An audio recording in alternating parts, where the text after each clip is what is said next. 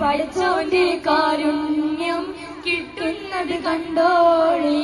അന്യോന്യം പോരാടി പോരാടി നിൽക്കേണ്ട പൊന്നാണി ക്ഷേത്രങ്ങൾ പള്ളികൾ തീർക്കേണ്ട. പടപ്പ് പടപ്പോടി പിരിശത്തിൽ നിന്നോടി പഠിച്ചോന്റെ കാരുണ്യം കിട്ടുന്നത് കണ്ടോളി.